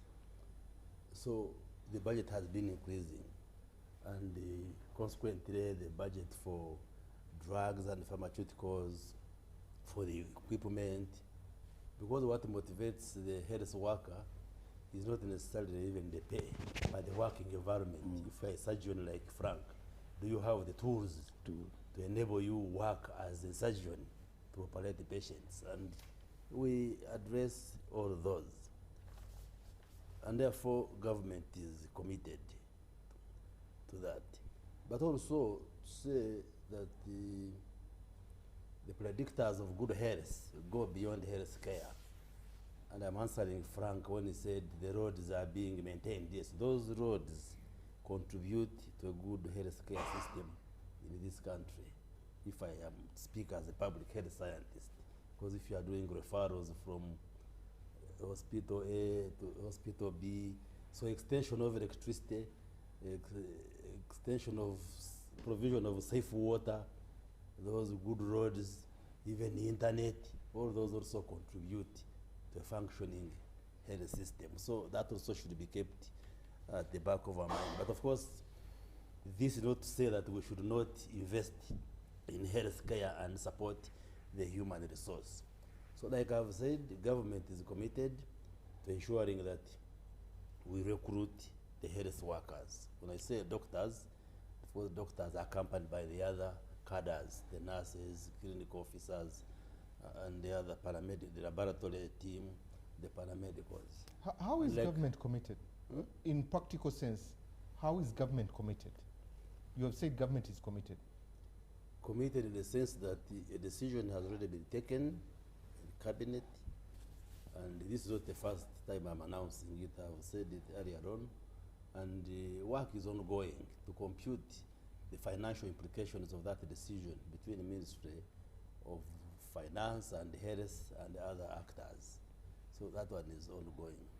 And like I said, it has been at the President's insistence that he does not want to see doctors coming out of universities and they are languishing on the streets. So that commitment is there. But maybe to add that it may not be possible to absorb all of them, because also, why are you saying, when is the government absorbing all of them? It may not be able to absorb all of them. So we must also look at the element of those who have to go into the private sector. And indeed, there are many health workers in Uganda doing a good job serving Ugandans in the private sector. So we should ask of what kind of incentives can the government put in place to support health workers who want to put up, say, private facilities. facilities. And maybe we encourage like doctors and health workers to pool and work together, because there's a tendency in Uganda for people to work alone. What if 10 specialists, a surgeon, a pediatrician, obstetrician come together and want to put a medical private chamber. facility, Medical chamber. What kind of support can the government provide for these doctors? And these are things my friend Frank should start thinking about as the chair of as the president of Medical Association, to see how the health workers can be supported. Government remains committed to addressing the issue of enhancement.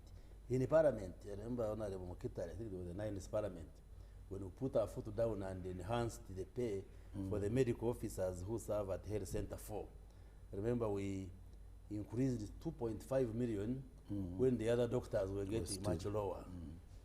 And then later on, the president also enhanced for interns, and then there has been enhancement for the other health workers. That commitment is there. But the question which remains, does enhancement of the pay of health workers translate into better services? And the anecdotal evidence we pick from the ground, the answer is no. That even when we have enhanced pay for health workers, the services they are providing are not necessarily improving. And I think it's a challenge now I throw to the president of the Medical Association. In addition to coming and advocating for health workers, I think we also have work to do to mobilize the doctors and health workers to do better, so that us who make political and policy decisions are also motivated to support the doctors.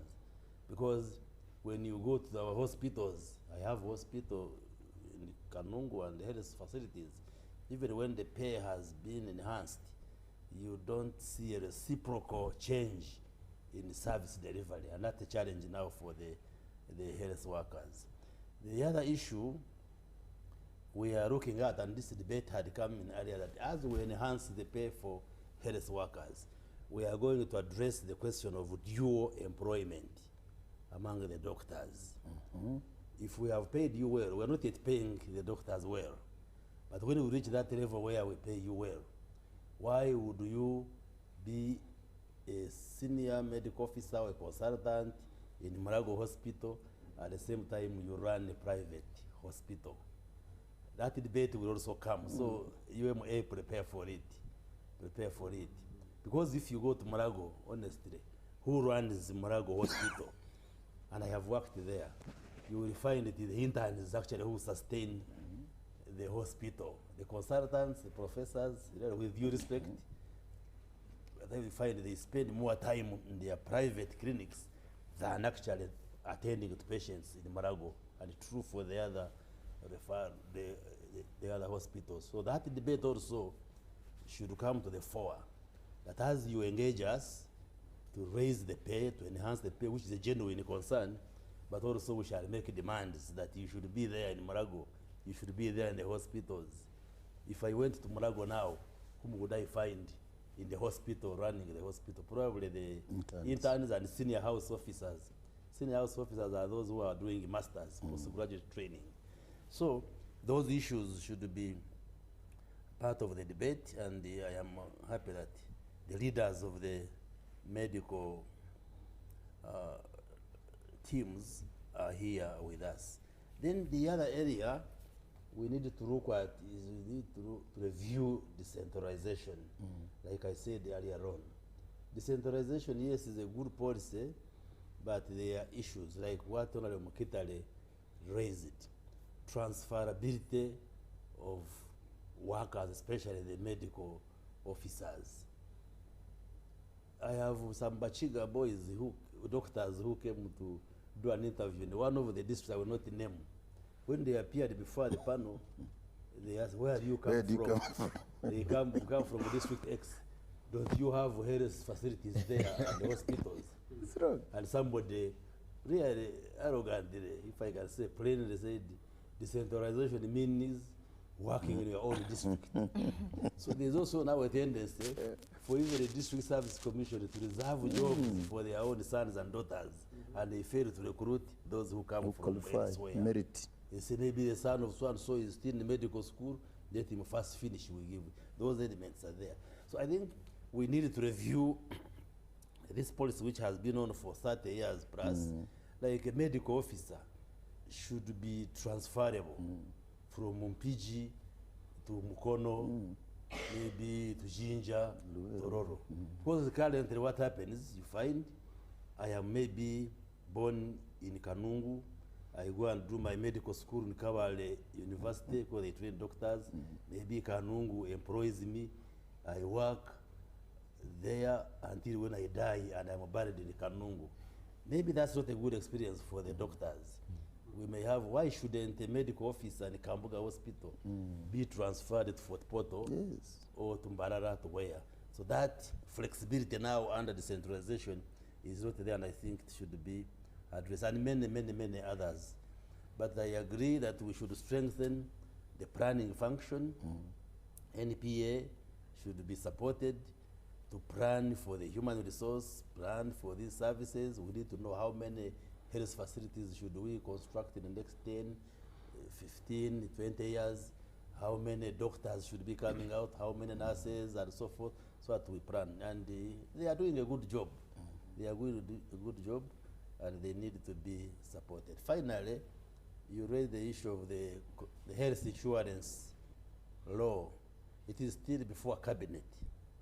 The Minister of Health has presented it, community health insurance, and we have had a lot of debate. That debate is not yet concluded. I think sooner or later we shall be concluding it, and then we are able to announce what. Honorable Minister, before I leave you to yes. Before I leave you to come to patients here, just two questions. What kind of health system do we run? Because what kind of health system do we run? And also, how many systems do you know? I thought I choose one. It's not about choosing the ones I know, but I because I also want to put another question. Okay, I will answer yes. You mentioned, because budgeting is now according to programs, and I have seen the projections for the Army for the next 5 years, and they are incremental. And what you mentioned, the 5 trillion there, is for human capital, which involves education. What is, as Dr. Frank asked, what is the 5 trillion is for both health and education? And education. Sure? Yes. We check again. And because it's program-based, it's not sector, it's a program-based budgeting. So what is the implementation plan of what you mentioned about the doctors in Health Center 3s? Where's the implementation plan? You're asking something I answered already. Let me start. What kind of health system are we running? Well, you can answer it from different angles, but basically the major components of our healthcare system have the preventive aspect, which we actually now in the next term, next surge, I want to focus on, so that we strengthen that prevention part, nutrition, family planning, reproductive health, immunization, those primary health care interventions. Then you have the curative services, where you talk of the services we are describing, what the doctors and the healthcare workers provide in our facilities, then rehabilitative and other forms of support. I think here we've been focusing on the curative services, the services you get in the health facilities provided by the health workers. And you know, we have the national referral hospitals like Monago and Butabika. You have the regional referral hospitals, and I think there was a point made that as the population increases, we needed to expand some of these hospitals. Then we have the general, we used to call them district hospitals, but when the districts became highly fertile and they were increasing big numbers, we changed the nomenclature to general hospitals. And then you have health center force, and like I said earlier on, that's where the medical doctors end in terms of deployment. Then you have the health center 3s at sub-county, then you have the health center 2s, but those ones we put a halt on further construction. Then you have village health teams who constitute what would be like a health center 1. So, and that also constitutes a referral system from down there up to the national referral. And I think the point that has been made in this discussion is that we must adequately deploy the cadres at various levels, starting from consultants and senior consultants at the level of national referral, but also at appropriate levels put adequate staffing to provide care to the Ugandans, because the population of Uganda is growing very fast, one of the fastest growing population. And when you look at the disease burden in the country, you have a mixed picture of communicable diseases and non-communicable diseases, both in huge proportions. And therefore there is a need, I agree with the professor, that we should not train primarily to export. Everything should be done to ensure that we train to retain and deploy these health workers to manage our conditions. Yes, where it becomes necessary for us to send doctors and health workers out, we can, but we still need the services of health workers in this country. And we arrive at that fact as government. What was your other question? The other question was basically if the projections for the military for the next 5 years is incremental, 5 trillion, 6, 7, 10 trillion, why isn't the increment of health services moving in that same direction? No, we also have a medium-term expenditure framework, MTF, which gives you a span of the budget in the medium term. And when you look, I don't have the figures here now, they will also show you that for the health sector, the projections are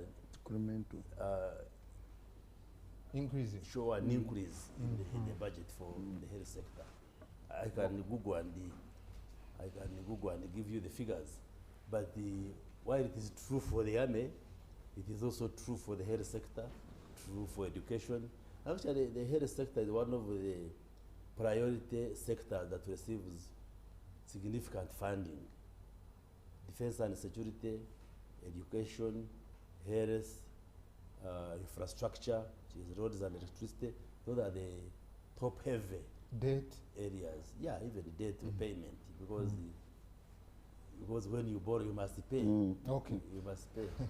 Patience, let me bring you in. So really what I'm saying is that the health sector remains a priority. Yes, I agree. More work needs to be done. We must put more resources and address all these concerns. But we are aware, and as the economy improves, if I can repeat myself, more resources will be allocated.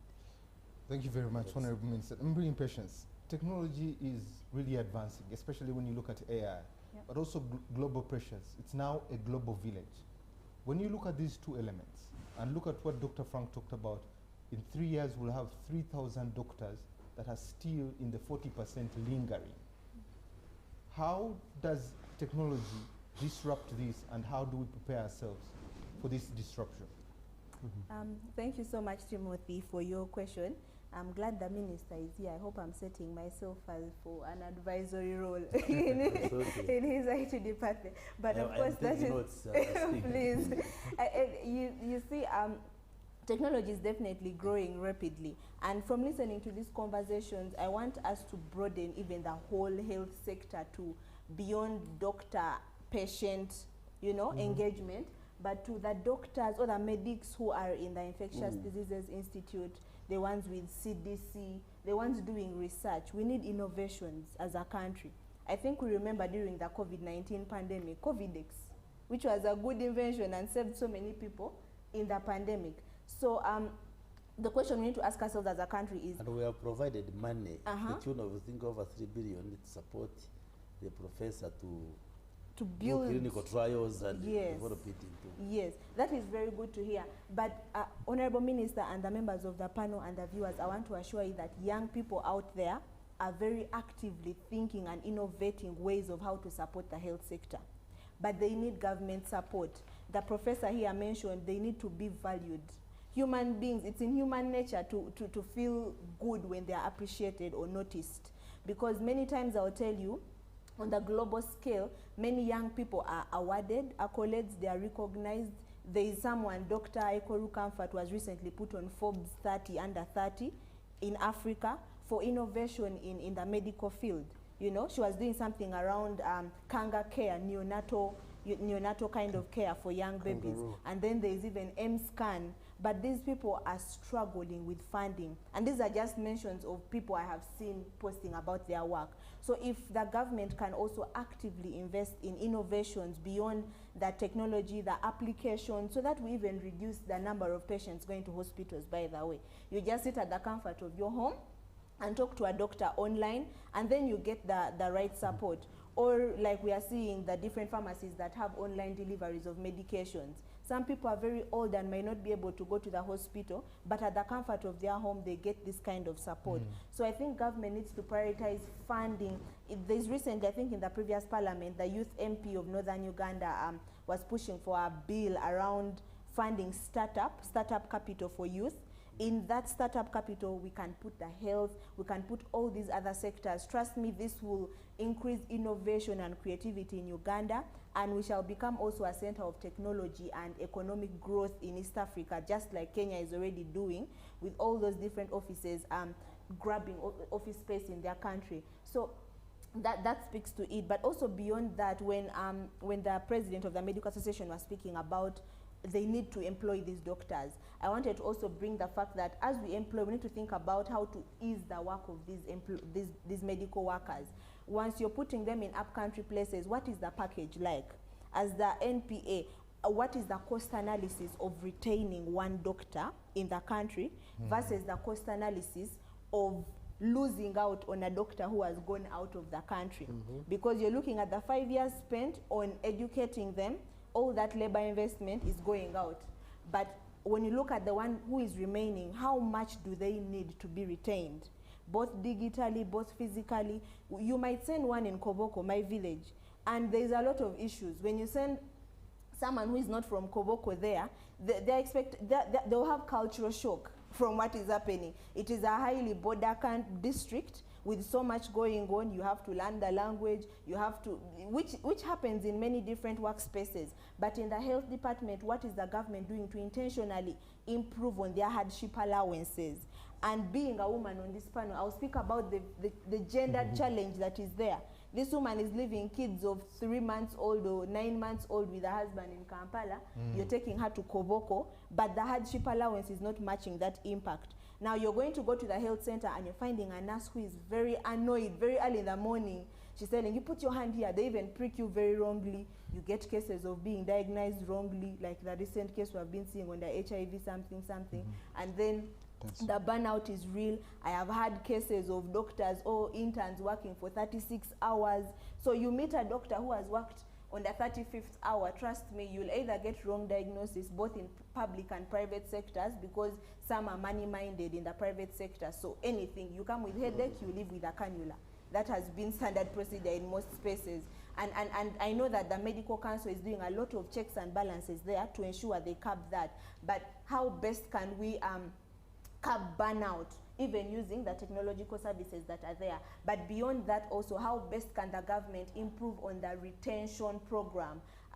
When a doctor has traveled abroad, because we have seen so many medics getting scholarships from different governments, how do we ensure their reintegration into the country so that they are not considered aliens, like, oh my God, you're too much of an expert, we can't hire you in our clinic.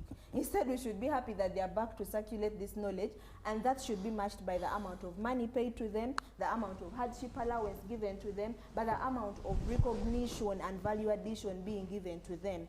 So the government, in conclusion, should really use digital means to ensure they recognize these doctors, the specialists that are being talked about, much as they are few in number, they are highly skilled, they need to be valued and appreciated.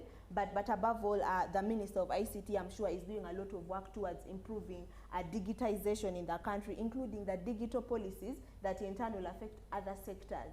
So I am looking forward to seeing a Uganda where we have a wholesome approach to health sector, but also to other sectors with a minimum wage issue, because the issue of retention, not only in the health sector, but also in other sectors, is actually an equal opportunities issue, and we must look at it very, very prioritizingly, or in a very highly very critical manner, because when you mention that 1 in 4 people who are mentally ill in the country, we might laugh about it out there on Twitter and make posts and memes on TikTok, but it's a big reality, because soon in 5 years' time, how many Ugandans will be mentally ill, you know? Thank you. Yeah. Let me read some feedback before I give you parting shots. I am Buire, and I thank you for the show. Sincerely, the priorities need to change. Opportunities have been created, living opportunities of growth lying already. Tell me any social infrastructure development which has not been called for in Busia district, e.g. government's loss of revenue to Kenya. Good, he speaks about things, the Manafa Hospital can be developed and even given doctors training school in eastern Uganda. As said, in terms of production and revenue lost in the district due to denial of opportunities. Okay, thank you very much. The poor health sector is the reason medical doctors have left the profession to politics. Okay, interesting. Timothy, thank you for the show. My concern is about the quality of medical services. This starts with the education system. Take an example of private medical schools are admitting students with far below grades and the government medical schools. For such poor performance, what quality of service shall we expect? Private institutions have a policy of making money. Every student who pays tuition will not fail. Joseph in Chiruhura, okay? David in Gulu says there are 5 Ps: proper planning, prevent poor performance. The people assigned to the top officers level to plan on the way to keep the well-trained specialists and junior medical practitioners are not doing their work. They are gifted people, but they're not doing their work. The excellent doctors will go to other countries where they receive quick and simple welcome, accommodation, and paid well. Our president has done good intentions. He has spoken several times how specialists and doctors should be employed and be paid well, but there's nothing being done practically and nothing in planning. Finally, thank you, Timothy, for the show. The issue of health is very wide and large. How about the research in our hubs to be in the supply chain? As medics on the shelves of our hospitals, what do the medical personnel say about that? Okay, a lady here, no, this is a gentleman, John Bosco from Kabong. Thank you very much for Dr. Chris for his elaborate presentation. My question to you is, why are nurses representatives not being invited in such discussions? What is government's stand on embattled nurses and midwives about internship, issues surrounding their registration and licensing?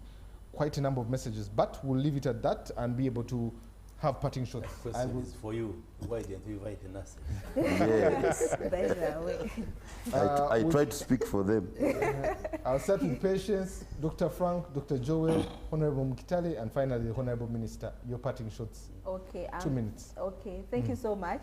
Well, it's been a very interesting conversation, and I think from what we have seen, even the viewers out there, human health capital is a big issue, and it's not only within the health sector, it's also out there in various sectors. What I would like to really conclude on is that whenever we underinvest in human capital as a whole, at NPA level, at national level, we are investing more on exporting our futures.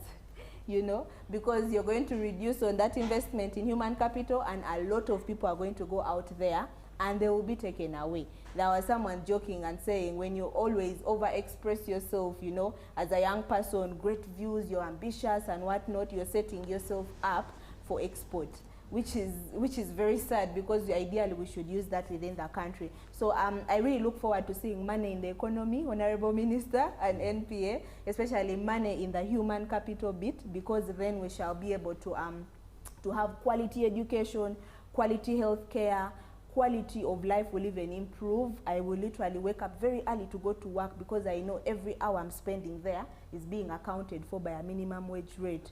And in the end, we shall put back money in the economy by paying taxes. To the young people out there, be innovative about the healthcare system. Do not just sit and think being a doctor is all about waiting for a patient, but think about an innovation, research about something. When I was in high school, I was in love with economics, I even created an economic theory. I recently met my teacher and he's like, did you work on your theory in the national budget? And I'm like, I've even forgotten the title of the theory. But I'm trying to drive to the ambition I had as early as high school. So I wish that kind of ambition carries on in the young people in Uganda today, especially the medical doctors. Do not lose hope, do not lose faith. When you go out there, come back and circulate the knowledge. Thank you. Dr. Frank. Thank you very much. It's been a great discussion. Most interestingly, I was meeting Honorable Mukitale. He's a good debater. Timothy invited us to a goat roast. When we handed you some ribs to chew on, you brought us a whole elephant. Say, now skin this one and eat it immediately. The discussion about the work ethics and the dual employment is huge. It needs its own time. Yes. Let me begin this way. It's world over. It's not unique to Uganda. Secondly, it arises out of several needs. One, poor pay. You leave a 500 shilling coin on the kameza in the morning, and then you're expecting fish and chicken and all that. And then the wife years, and then you begin saying, stop querying, then I'll give you more money. No, give her more money, then she'll stop querying. I want to say, let me invite my senior, Dr. Balimunsi, back to the Uganda Medical Association. And my boss, my senior, is already a part of us. We are going to have an honest conversation in-house. We need to have it. I will come. Yes, because we must give government value for money. And again, I want to look in the camera. We must give government value for the money they've given us. Yes. They've given us money. But it's a huge conversation. It cannot be solved at the tail end of a conversation like this one. Secondly and finally, we are cooking up a command and control proposal. And one presented to the ministry, one presented to His Excellency. If he endorses it, we want to create a proverbial army out of the 11,000 registered doctors, led by our own selves and under the command of the commanding officer, the commander-in-chief. When we have that lifelong professional mentorship accountability, Asimwe is under Professor Okulo for the rest of his life. I know that's my mentor, that's the person who is going to call me in the middle of the night, Dr. Simwe, how many operations did you do? Where did you go today? It will work. Otherwise, I look forward to more conversations like this. And we are dealing with a good problem. It is a problem, but it's a good problem. Yeah. We have the numbers to solve this problem. Let no one ever make a mistake of looking down on numbers. Numbers rule. Let's take advantage of the numbers that are being churned out. Professor Kula and his team are ensuring that quality is done. And quality is an ongoing thing. It's like riding a bicycle. You never know when you fall. You never know when you keep cycling. So Professor Kula and his team are working on the quality. Let's take advantage of the numbers. Let the planning authority begin talking about the reduction of the doctor-patient ratio. Let us hear that by the next Chisanja 2031, we will have reduced the doctor-patient ratio to 1 to 25,000, at least 1 to 15,000. Rwanda here, I'm told, is at about 10,000 or something. Kenya is about 8,000. What is our target in the next 1 year, 2 years, and so on? What is the target for the Abuja Declaration? That needs to come out of the planning authority. That this is what we are planning, this is what we are projecting. We may not achieve it, but it appear in a plan. I thank you. Thank you very much. Dr. Joe. Wow. This has been a very exciting conversation, and I would like to suggest that you call us back again, because this is just the beginning. We have had a lot of issues that have been thrown out there, and in a very honest manner, and I would like to suggest the following. Number one, let us plan, okay? And planning shouldn't be a one department activity. I don't ever remember the National Planning Authority ever inviting UMDPC to come and say, let us plan together. You're invited tomorrow. You mean open door policy? All right. I give you my card. Yeah, the door is open, but then when you arrive, the door has gone. Anyway, let's plan. Let's plan together, because there was some big man who said there was something sarcastic one day that I hear rumors that is some planning going on. I think let us be serious about planning and involve as many stakeholders as possible. Yes. And when we plan, let us produce. We have talked about numbers of doctors and nurses and so on in this country. It is still very small. Let us not rest thinking that we have got enough. Let us produce, let us support the production, whether it is in the private sector or in the public sector. I just told you that we have walked around medical schools around. There is need for funding, a lot of need for funding.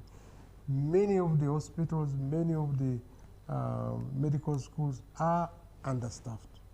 And I think that's something that we must accept and find a way of addressing. The other thing like I want to emphasize, please let us value what we produce. Let's value our doctors. They have put their life on the line. You saw what happened during COVID. You see what happened during Ebola. How many of the health workers were lost? They are devoted fellows who have put their lives on the line. Let us recognize them, let us value them, let us support them by providing certain basic things that is required. Yes. Yeah, wait, I'm about to finish. So I'm actually saying when we do that, we are going to prevent exit and export. But I'm requesting our colleagues here, let us call National Planning Authority, Education, Health, Public Service, UMDPC, and civil society, so that we can have a look at this. Lock us up maybe for a few days. We have got the money.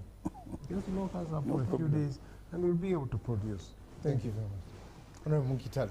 Thank you so much. This has been very interesting. It has reminded me when we were finishing Makerere, we had so many strikes by the lecturers, the Mwasas, the Rwenderes.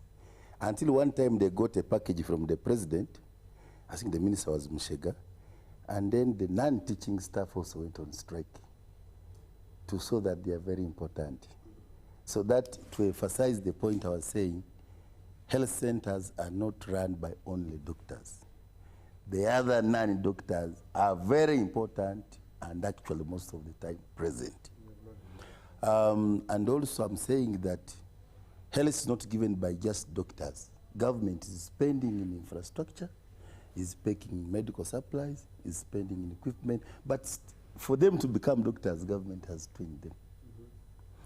But what I've liked from my doctor and the president, and I hope when he invites, I can also come there and give another angle of total quality management, TQM, total quality management systems, that modern workers' union, modern industry unions do not just agitate.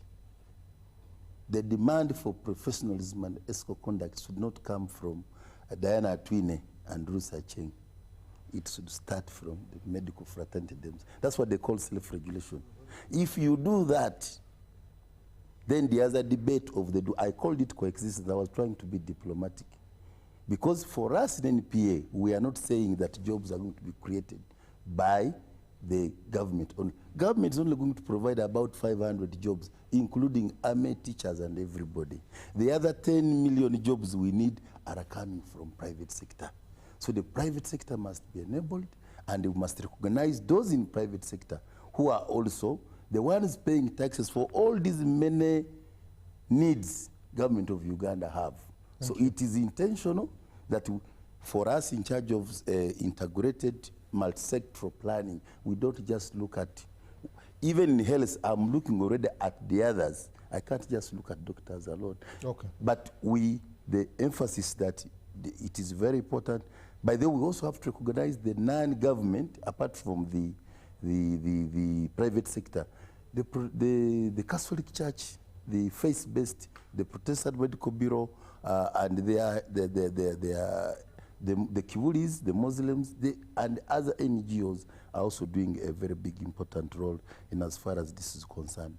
What I can get from here is that we need to agree that health is wealth.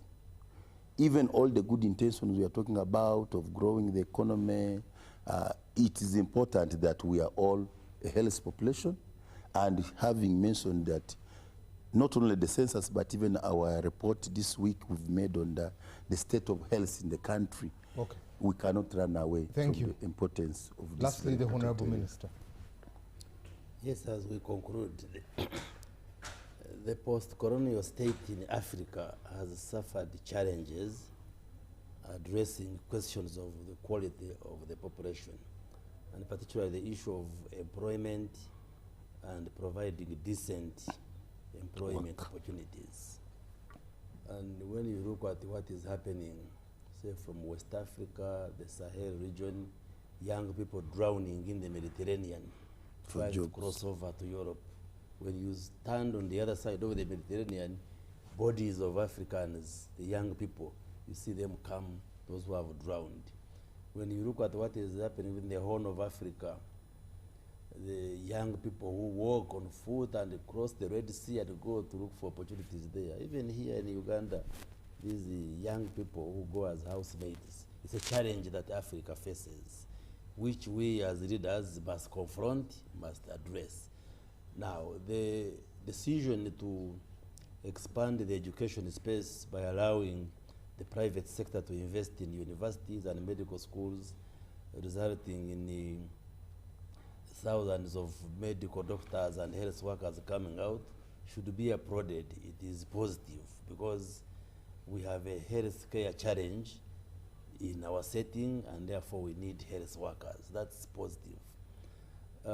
Government, I want to emphasize, remains committed to addressing the issue of health in this country. The major challenge could be the budget, but the commitment is there. And indeed, there are things the government has done. This debate has been very healthy, raising the challenges which affect our health workers. So I was taking notes, we take note, and we would want to assure the health workers out there, the doctors, that they don't lose hope.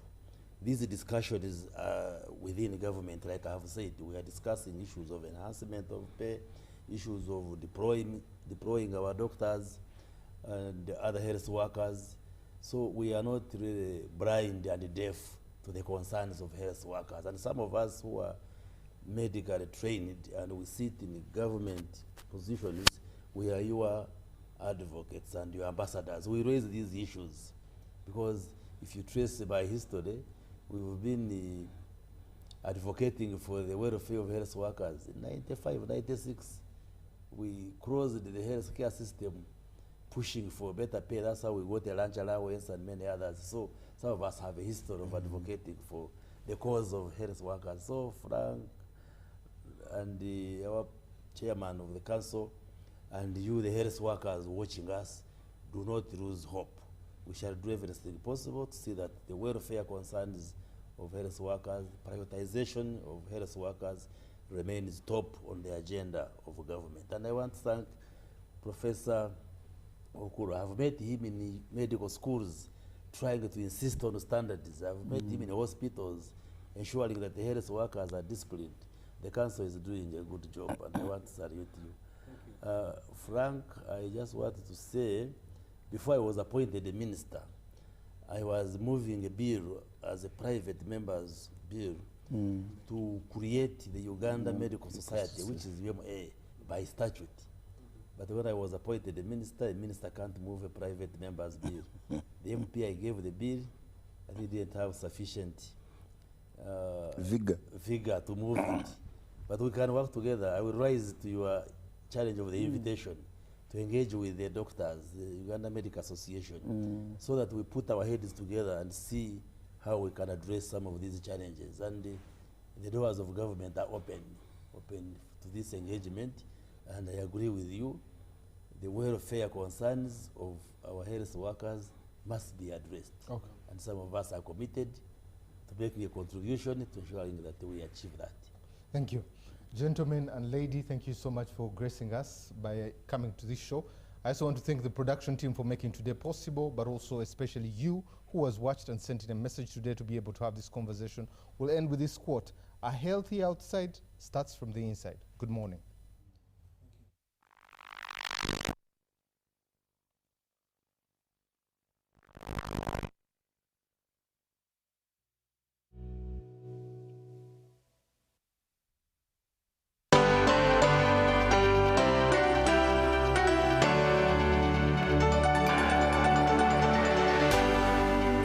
UBC, inspiring Uganda. In a nation hungry for truth, a world where every story matters, there exists a beacon of trust and reliability. For decades, they've been our voice and our window to the world, holding the mirror of our history. With 4 TV stations and 11 radio channels spanning 27 languages, they stand as guardians of information, defenders of truth. With Mascari Heritage Advantage, they uphold every citizen's right to reliable and free information. Their archived stories shaped our past and illuminate our present. Yet now, as new challenges arise and the world evolves, their mission faces its greatest test yet. Be part of our journey and let's navigate the unknown, uncover the untold, and safeguard our future together. Tune into your public broadcaster, for it is the intersection of trust and truth. Because